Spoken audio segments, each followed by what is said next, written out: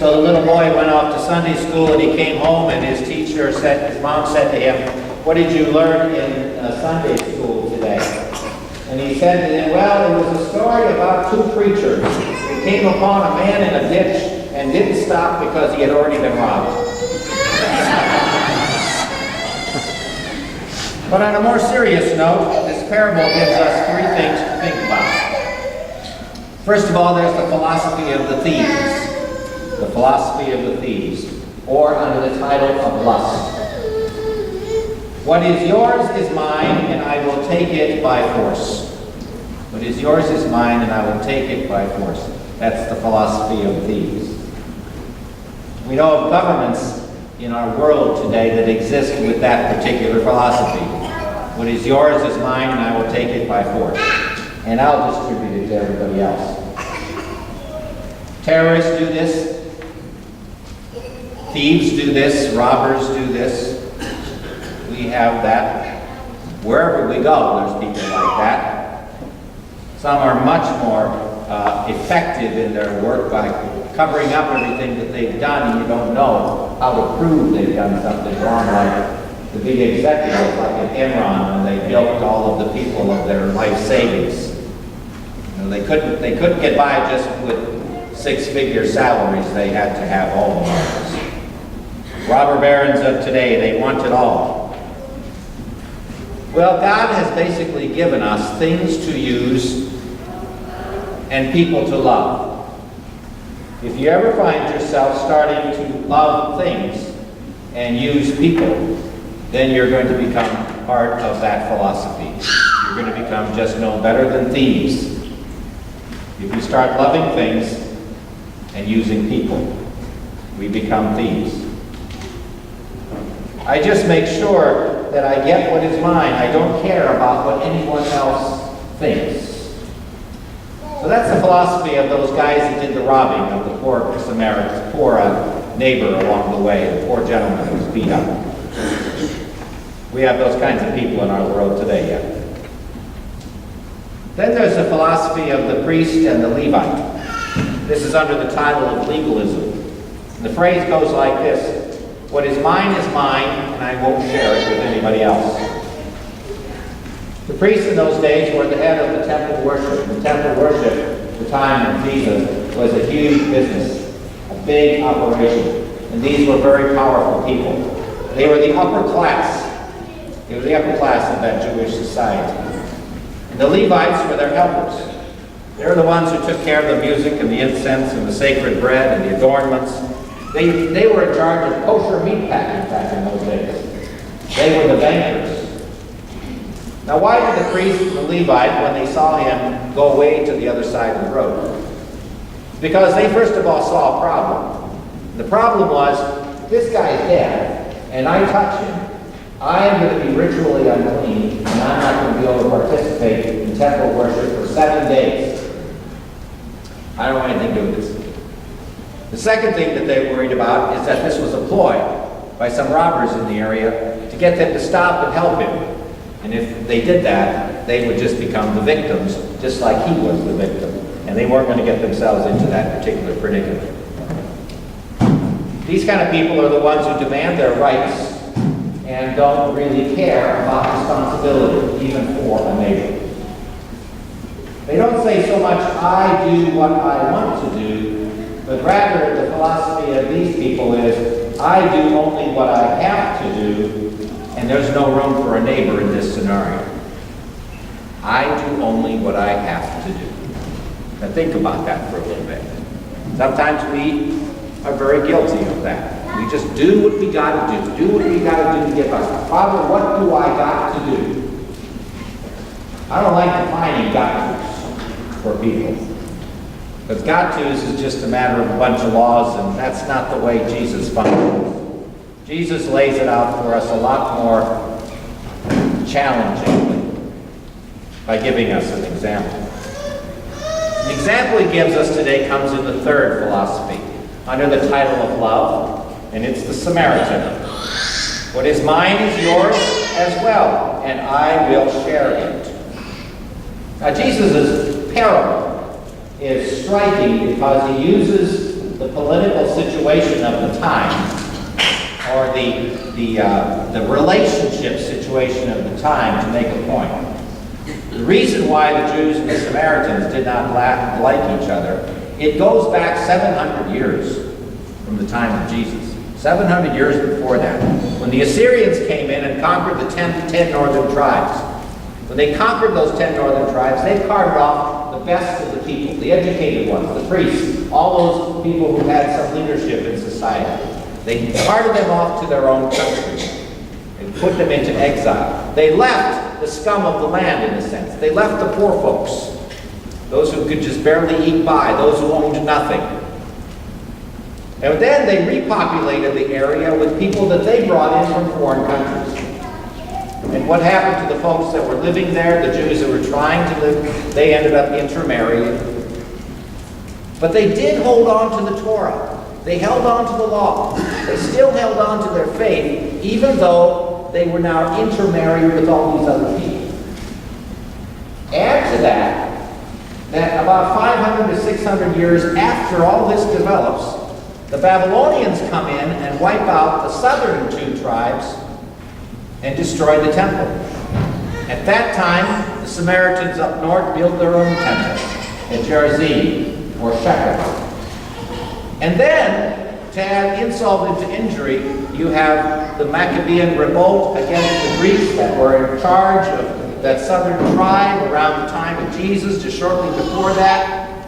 The Maccabean revolt goes ahead and destroys the temple up north. So Jews destroying temples related to Jews because they were not pure anymore. They had intermarried with these people. We don't like them. So there was a lot of old, bad blood under the road with them. A lot of bad water under the bridge. No wonder that even the Pharisees could say something like this in the morning in their morning prayer. Thank God I was not born a woman, a Gentile, or a Samaritan. Whoa, speak about really hitting all three of them. I'm a woman, a Gentile, and a Samaritan. So the Samaritan then, Jesus puts him into this story as being the hero. Oh God, that must have rankled that expert of the law when he said that story. Last person in the world I want to be given the example of as a good neighbor is this guy up north in no way. And then what does he do? He hands over 2 silver coins or 2 denarii to the innkeeper. That was enough money to take care of 3 weeks' lodging in those days for this guy. Not only does he help him, not only does he put him on his hand, not only does he doesn't worry about ritual impurity, but he pays for his lodging for that period, and then promises even more if it's needed. So Jesus' question today, or the question of the legal scholar to Jesus, who is my neighbor?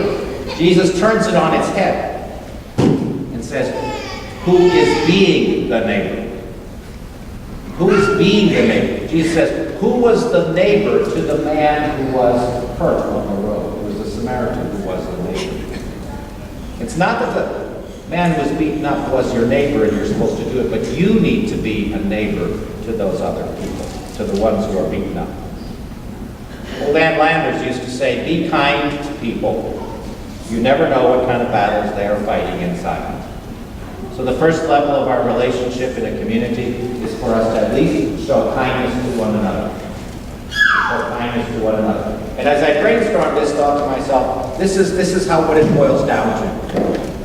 The neighbor you have a disagreement with over a fence line gets cancer, and the people who are over there helping him harvest his crops, you go help harvest the crops. You are a neighbor to him. Not because of what those past things were, you walk past those. Because you want to be a neighbor. You want to be kind to that person. Mark Twain said, kindness is a language the deaf can hear and the blind can see. The first reading today says to us that this message that he has brought to us is not so lofty that you have to have somebody go climb it up there and bring it down to you. Not so complicated that you can't understand it. Not so removed and so heady that you can't grasp it. No, it's as simple as this. Are you neighbor to those around you? The first neighbor is Jesus himself, or God himself to us. We can think of ourselves, too, in the role of the one beaten up on the side of the road in terms of what our sins do to us. Our sins bloody us up. Our broken relationships make very, very difficult for our lives to be happy sometimes. We are the ones on the side of the road that need to be helped. And God, in his infinite wisdom, reaches down and lifts us up. That is what it means to be a Savior. He comes to do this for us. We didn't deserve it. He just did it because of who he is. He stopped. He leapt down from heaven, and he lifted us up. Because it is sin that leaves us bloody and beaten on the road. And God can be nothing more than merciful and compassionate. When it says the man who was a Samaritan is moved with compassion, the root understanding of that is deeper than the word compassion is that we can get it. He is literally moved to the bowels. In other words, your guts are turned upside down because of what you see. In other words, you are so moved that you have to do something. That was the Samaritan. That's how Jesus uses the word. The other time that word is used in the scriptures, another time, is when the Father welcomes back the prodigal son. He is moved with compassion. His entire self wants to be poured out for the sake of this hurt man. So that's how God does it with us, and that's how he calls us to be with others. So I end with a little story about Albert Einstein. Albert Einstein, the great physicist. When he got out of Nazi Germany, he bought himself a little two-floor house, two-story house near Princeton University. And at Princeton there, he taught, and he entertained some of the most powerful people in the world in his house. They would talk about politics, they would talk about physics, they would talk about mathematics, the relativity theory, all those sort of things. He would have these great conversations. But he had another visitor. Her name was Emmy. Emmy was a little 10-year-old girl. She had heard that he was good at mathematics. So she went over to his house one day, and she said, "Can you help me with my homework?" Her fourth grade math was just a little bit too much. He says, "Come on in."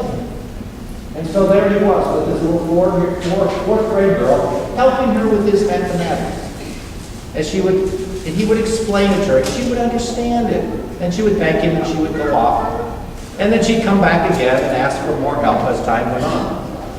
Mom found out that little Emmy was going over there, and she was just aghast. She said, "This is such an important person that he is. How can you be taking his time? Don't go over there and bother him anymore. He's a very important person." And she went over to his house, and she said, apologized for the little girl coming over and bothering him. And old Albert Einstein says, No. I love it when someone wants to learn. You let her come here, and I will be glad to help her with her mathematics. Einstein was a little neighbor to that little girl in a way that one would never expect for such a smart and intelligent man, such great wisdom that he had. That he would be able to take all those highfalutin thoughts that he has, and he's able to help a little fourth grade girl understand her mathematics. I guess that's what it means to really know your subject, when you can bring it down and talk to a fourth grader and help him. Our God is our neighbor to us, and we need to be neighbors to others.